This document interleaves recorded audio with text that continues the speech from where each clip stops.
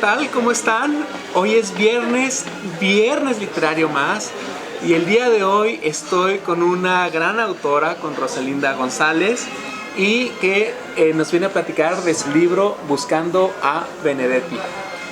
El día de hoy estamos en la librería Galindos, aquí en el barrio antiguo, en el centro de Monterrey, un lugar muy padre donde pueden venir a leer, a tomarse un café y a pasar un rato muy agradable. Así es de que muchas gracias a Galindos por ofrecernos este espacio. Rosalinda, ¿cómo estás? Bienvenida. ¿Qué tal? Buenos días, buenas tardes, ya no sé.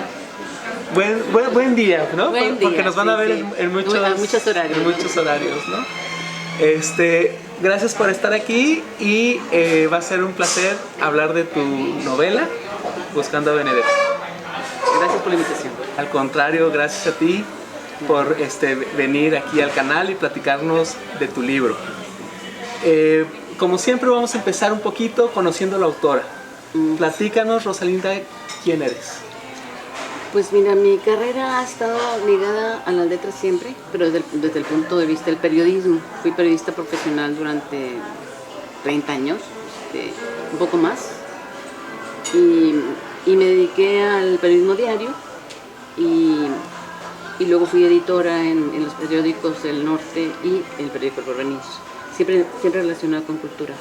Entonces siempre manejé los temas culturales y en general. Pero mi inclinación fundamental son las letras, ¿no?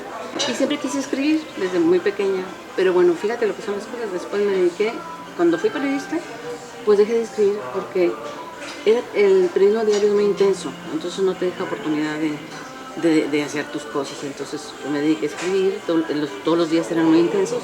Me tocó una generación donde trabajábamos como locos y ahí nos amanecía y amábamos mucho lo que hacíamos. Fuimos una generación muy entrona en los 70s, 80s, ¿no? Y después de eso, pues yo seguí, fue una etapa, haz de cuenta, fueron 5 años que me salí de la uni. Más bien me salí del periodismo y me puse a trabajar con la universidad. Y ahí me dieron una beca en la Universidad del Sur de California para estudiar periodismo. Me fui, hice una maestría, estuve en Los Ángeles. Regresé al norte y ya regresé como editora del área de cultura, y pues ahí he seguido trabajando hasta hace pocos años, hace 4 que ya me retiré, y es cuando me puse ya a escribir, ahora sí, a escribir ficción, porque luego en el periódico sí desarrollamos el área de periodismo narrativo, que tiene todos los elementos de la narración, o sea, utilizamos sus elementos, pero la información es verídica y fundamentalmente no las tiramos como decíamos nosotros a la hora de la teoría. Pues las tiras, la adornas, la pones, pero la verdad es la misma. Entonces, bueno, pues eso nos permite manejar de cierto modo la narrativa, pero ajustados. Entonces, ahora que ya estoy yo fuera, pues decidí que iba a escribir, y esta es mi primera novela. Oye, pues qué interesante. Cuando yo conocí tu libro y que tuve la fortuna de ir a tu presentación,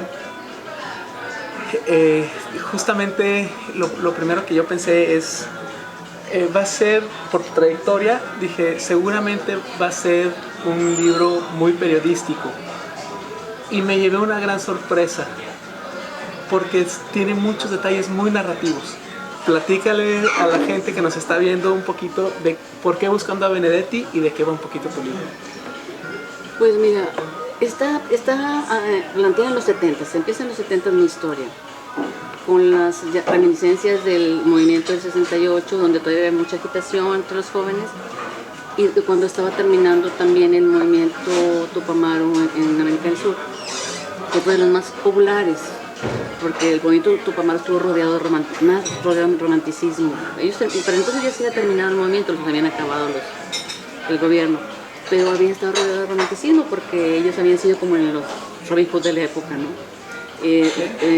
Robaban, más de cuenta robaban, porque al final de cuentas dentro de su actividad guerrillera era detenían camiones de víveres y los repartían, entonces eran como los Robin Hood. Y aparte hubo una película famosísima de Costa Gabras y que hablaba de los tupamaros. Los tupamaros tienen una imagen hasta la fecha muy romántica y muy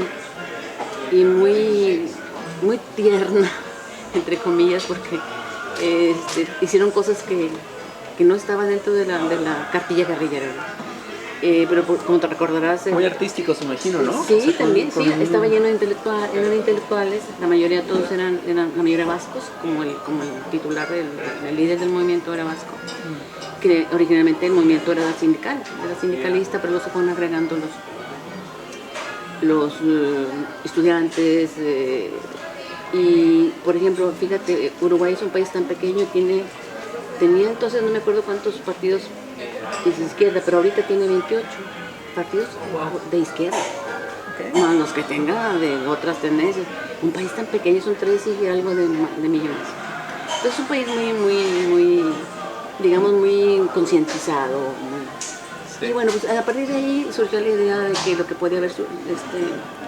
podría, como dije también por ahí, es una historia de ifs, si hubiera podido pasar esto, si hubiera yo hecho lo otro. Porque se trata también de su coincidencia con una señora de clase alta, que bueno, en su momento era una señorita, en su momento era una jovencita de clase alta de Monterrey, y de cómo se encuentran. Muy fortuito el encuentro, porque la verdad cuando destrozaron los tupamaros, la mayoría se fue a Europa, porque sus raíces pues, son europeas. Y como te digo, muchos fueron a España, porque sobre todo al País Vasco. Y para acá, pues no era lo normal, y que vinieran a Monterrey pues tampoco. Pero pues fue una pequeña licencia literaria que yo me tomé, porque yo necesitaba que se conocieran. Y de ahí ya surge un romance juvenil de los 70s, y luego la historia, pues ya narra un poquito las circunstancias políticas del momento, los movimientos que había, como la chica esta pues ni se enteraba, porque pues ella vivía en otro ámbito, y cómo su relación con el joven las sensibiliza, y luego pues él desaparece. Entonces él era fanático de Benedetti, que era el líder, el líder espiritual, literario, emocional de los guerrillas, de los movimientos. Él mismo era activista, de hecho él tuvo en su casa a Raúl Sendic, el líder del movimiento, lo tuvo 8 días escondido en su casa, Benedetti. O sea, sí fue un escritor activista. Y su escritura y sus poemas y sus textos eran muy a favor de los movimientos pro-americanismo y contra el imperialismo. Entonces, bueno, pues ahí el muchacho pues amaba a Benedetti, como muchos de su generación, y incluso yo misma, que me gustaba, me encantaba. En aquel tiempo era como imprescindible, hazte cuenta, si tú empezabas a leer algún poema, y aparte tenían sus canciones, todas las hicieron canciones, y pues todos lo conocíamos porque era popular, era accesible, cosa que los muy eruditos nunca le perdonaron, pero a mí me parece tan maravilloso que llega tanta gente. Claro. Pero pues bueno, y el caso es que era el líder de la época en cuanto a, era el poeta imprescindible. Y él se lo da a conocer a ella. Y entonces ya desaparece el chico, y ella pues sufre mucho, y hay unas circunstancias ahí que pues no puedo decir porque luego pues, se quema. No vamos a hacer spoilers porque sí. El chiste es que lo compren. Y luego ya viene años después, como ella de pronto un día en un choque emocional que tiene, en un momento de quiebre, lo recuerda y dice, uy, pues yo me quedé a medias con esto. ¿Qué pasó con este muchacho que decía amarme tanto? Entonces empieza a buscarlo, y por eso se llama Buscando a Benedetti, porque en realidad está buscando el chico que a su vez amaba a Benedetti. Entonces pues Benedetti viene siendo como el hilo conductor. Y pues el cuento del reloj tiene una importancia muy determinante, digamos. Muy determinante, de verdad muy determinante. Rosalinda, yo al momento de leer tu libro, creo que hay 2 encuentros. Hay un encuentro con el Monterrey de los 70s y sus movimientos estudiantiles. Platicas estas marchas juveniles, ¿no? De estos movimientos aquí en México también estaban estos grupos de Luis, los de Luis Echeverría, ¿no? ¿Cómo se llamaban? Eran los... Los halcones. Los halcones. Bueno, había ecos de los halcones, porque eso fue en el 71, si no recuerdo. ¿No? Sí. Es decir, vemos a una sociedad, cuando menos aquí en Regiomontana, de alumnos, de jóvenes, que con ideas frescas y muy luchadores, ¿no? Uh-huh. A favor de los derechos sociales, sindicales, etc.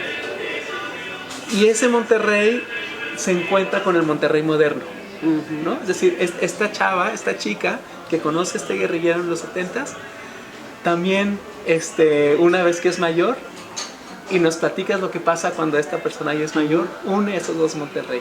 Sí. El Monterrey antiguo, nostálgico, y con un Monterrey moderno. ¿Qué opinas de eso? ¿Cómo fue para ti esos contrastes de presentar en un mismo libro la misma ciudad en dos épocas diferentes? Pues me parecía muy normal, muy natural, porque si surgió en los 70, si la historia de esta mujer y su fallido amor inició en los 70 y ahora quiere ver qué sucedió con esa persona, pues como que es normal ir llevándonos al momento actual.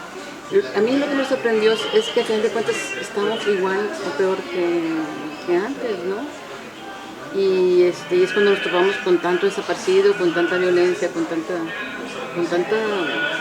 y esto que no me tocó llegar a esta ola de violencia y el movimiento migratorio que está tremendo y que ha cambiado todas las ciudades. Pero como me pareció natural, pero fíjate lo que son las cosas, en los 70 era una cosa y ahora es lo mismo, en cierto sentido. O sea, hay esos grupos de poder que están desde el gobierno, desde donde sea, no hacen cosas por resolucionar problemas tan difíciles como la desaparición de personas.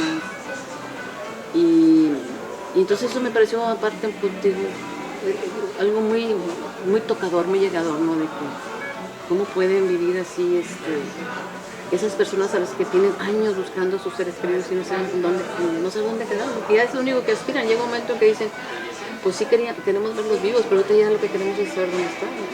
Entonces sí me pareció, por un lado, mucha distancia, pero por otro hay problemas endémicos que nunca van a, la injusticia, la desigualdad, y no porque lo quiera poner, no porque yo tenga intereses de que pues vamos a hacer, no quiero estrictamente no hacer notar las diferencias de clases, es que esta sociedad, sobre todo la regia, se nota mucho. Yo sé que en muchos lugares también, pero como que la sociedad regia tiene sus características. Justamente ese ya quería ir. El segundo punto de encuentro es que en tu novela se encuentran dos personajes que viven dos realidades completamente diferentes. Uh-huh. Un muchacho que viene desde Uruguay, ¿no? Uh-huh. Que con muchas limitaciones, en un plan obviamente muy de guerrillero, ¿no?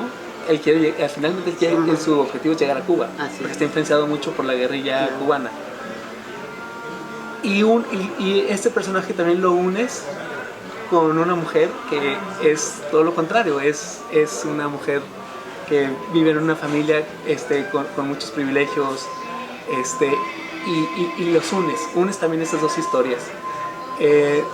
¿Tú dirías que tu novela también de alguna forma busca hacer una crítica o busca evidenciar este distanciamiento que hay y que lo que los une es el amor? Pues fíjate que igual, pienso que son tan obvias las diferencias, o sea, yo tengo muchos años, yo no soy de aquí, pero yo tengo muchos años, 40 años, 45 años viviendo en esta ciudad, y las diferencias se notan, puesto que hay una barrera, un túnel que nos separa. El túnel, ¿te refieres al túnel Loma Larga? Sí. Entonces, quiero decir, pues simplemente las diferencias están, nadie las inventa, ahí están. Uh-huh.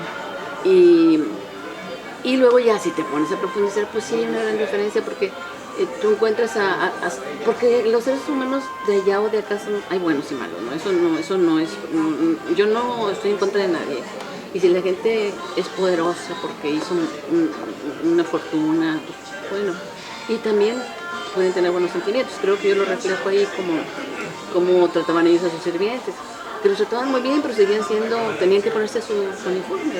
Sí, te quiero mucho y eres casi mi familia, pero a la hora de todo, pues ponte tu uniforme para que nos atiendan. Entonces, ese tipo yo creo que es obvio, ni siquiera, pues, ¿cómo lo podía contar? ¿De qué otra manera podía contarlo si me parece tan obvio? Sí hay diferencias, y no es que lo quisiera hacer crítico, lo quería evidenciar. Bueno, hay una cosa muy interesante en tu novela, y es que cuando estos dos chicos se conocen, justamente es esa diferencia de clases lo que desenlaza toda la trama. Es decir, la crítica es en el sentido de que tú piensas que no se pueden enamorar entre ellos y que existe esa condición de los ricos se casan con los ricos y los pobres con los pobres, por ponerlo de una forma muy simplista. Pues eso es lo que decía el señor, el papá, ella creo que fue pobre. Exacto. El papá de ella. Pero exacto. Otra cosa que también se evidencia sin decirlo es la falta de conciencia de clase, porque tú te haces rico y pues ya se te olvida, pues ya no me quiero acordar de cuando era pobre. Yo misma, si yo antes era más pobre y ahora ya no tanto, pues ya no me quiero acordar. Imagínate esa gente que a fuerza de trabajo, porque hasta eso, muy respetable. Muy respetable. Sí. A fuerza de trabajo, de dedicación, superando tanta carencia y tanta problema que tuvo el papá, logra hacer una fortuna, pues me parece súper fabuloso. Pero aún así, no quiere que su hija tenga nada que ver con algo que esté fuera de ese ámbito que él ya logró, que le costó mucho. Entonces, si lo logró y cumplió con todos los requerimientos, hasta tener una esposa rubia extranjera, pues porque, pues claro que no le iba a gustar y era su única hija. Exacto. Cuando yo estaba leyendo tu libro, a mí me gustó el personaje del papá, de la protagonista Eugenia. Y te voy a decir cuál es la sensación que a mí me quedó. Y es que el papá, como justamente sabe lo que es la carencia, le tiene miedo. Y entonces, por eso busca proteger a su hija, porque o sea, fíjate, en el fondo, así lo interpreto, ya tú me dirás, él en su afán de ser un buen padre y de querer lo mejor para su hija, y sabiendo en los terrenos en los que estaba pisando su hija, la quiso proteger y queda pues como medio el malvado de la historia, ¿no? Se le fue la mano. Cosa que también le pasó, incluso, pues tampoco lo hizo. Ahí vienen los grises, los blancos y grises, ¿no?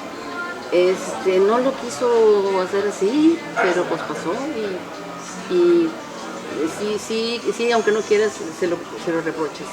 Porque aparte tanto secretismo y luego tantos secretos que tenía la familia por esas cosas. Pero te digo, pues yo sigo que básicamente por eso el amor de ellos era muy improbable, por supuesto, no era que los iban a dejar y no era posible, además ella era chiquilla. Y los chiquillos siempre tienen uno la idea de que el primer amor te vas a morir si te dejan, y como ella sintió que se iba a morir, pero pues no, luego sucede que pasan las cosas y ya te recuperas. Bueno, es que yo creo que sí había un peligro latente y es que se fuera con pues eso es lo que el chavo, pues ¿no? Sí, yo creo que es lo que hubiera hecho ella, pero pues yo es que no estuvo tan fácil. Bueno, ahí lean la novela porque hay un punto ahí muy interesante que es justamente cuando se enamoran y Eugenia, que es la personaje principal, tiene que tomar una decisión ahí muy, muy importante, ¿no? En tu novela también, Rosalinda, hay un personaje que al principio aparece, no nos queda muy claro por qué aparece, pero le da mucho sentido a tu novela, y es el personaje de Gloria. Platícanos un poquito de Gloria. Bueno, pues Gloria es la antítesis de Eugenia, una ama de casa común y corriente, dedicada a su hogar, con unos cuantos estudios, yo creo que solo la primaria un poco, o sea, con estudios básicos. Y ella es madre y se dedica al hogar y tiene la desgracia de que le desaparezca un hijo. Entonces, en la búsqueda de Benedetti, en la búsqueda que Eugenia hace de este muchacho que se fue hace muchos años, pues la lleva a investigar pues, listas de desaparecidos, va al Topo Chico, que era en aquel tiempo era donde iban todos los presos políticos, ahí estuvieron todos. Y por ahí conoce a esa madre de familia que encabezó un movimiento para buscar a hijos, parientes, a familiares desaparecidos. A ella le tocó en desgracia perder a su hijo y pues está desesperada. Entonces pues cuando esta mujer, Eugenia, cuando vivió su romance muy corto y muy intenso, porque era una jovencita de hace muchos años, ella había sentido cierta sensibilización hacia los movimientos sociales y era la otra gente que no era tan afortunada como ella, alcanzó a percibirlos, pero pues pasó todo y lo olvidó. Se vuelve a encontrar con Gloria, que viene siendo como la continuación de lo que vio con Santiago, que fue el amor de su vida, y empieza de nuevo a ver esa otra realidad que está enfrente de ella y que tampoco ya la había dejado ya por la paz. Entonces eso la mueve mucho y nos enseña una parte de lo doloroso que es este proceso de perder a alguien y no saber dónde está.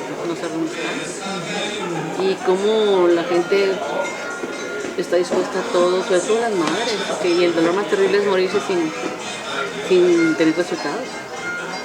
Porque los padres, aunque hay muchos, y me tocó de hecho cuando estuve yendo a alguna marcha para observar a los participantes, están ahí, pero pues muchos tienen que trabajar, luego tienen otras cosas, no tanto porque no les importa su hijo, evidentemente sí, pero no pueden, no tienen esa disposición a morirse por sus hijos como las mujeres, como las madres que no sé cómo le hagan, pero ellas están ahí hasta el pie del cañón todos los días. Y aportan de su bolsa, no tienen dinero a veces, batallan para encontrarse, para reunirse, hasta para hacer cartelones. En fin, eso es lo que ve Eugenia en Gloria.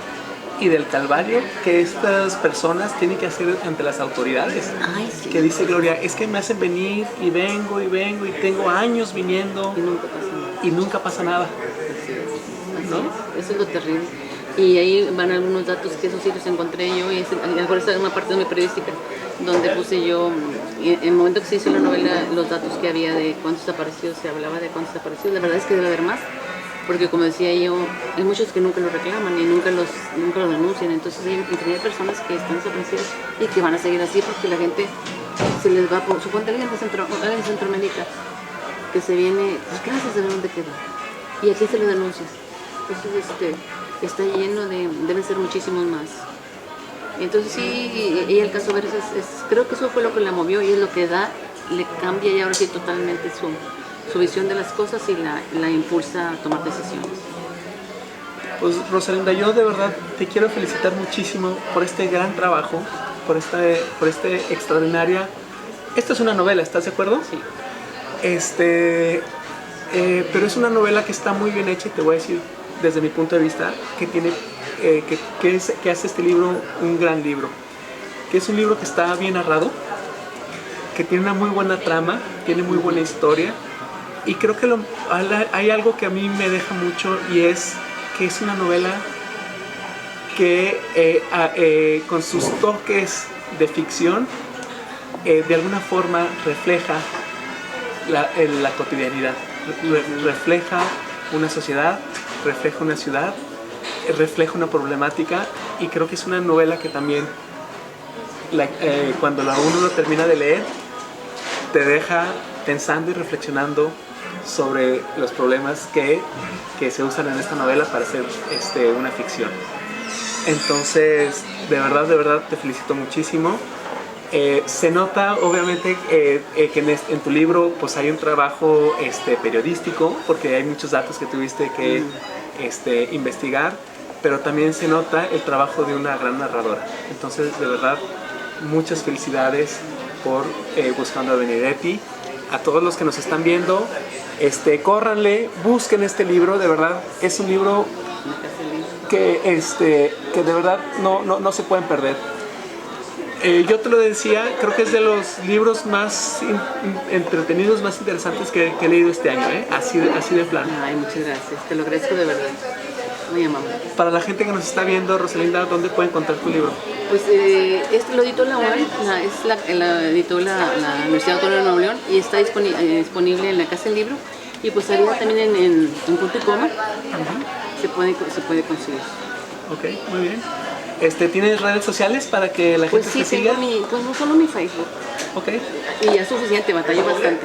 ok. Entonces ¿Dónde te pueden contactar? Mi Facebook es rg rosalinda @gmail.com. Ok, perfecto. Ahorita vamos a poner aquí tu Facebook para que la gente te siga. Claro. Casi no publico muchas cosas, pero prometo que ya lo voy a hacer.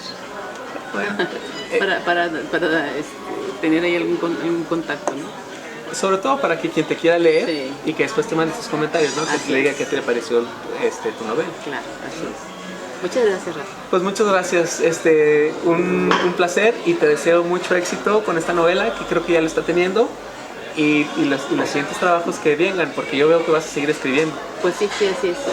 Sí, tengo algo ya avanzado. Pues te deseo mucho éxito, Rosalinda, y muchas gracias. A todos ustedes que llegaron al final de nuestra entrevista, gracias por seguirnos y nos vemos otro viernes literario con más reseñas de más libros y entrevistas con otros autores.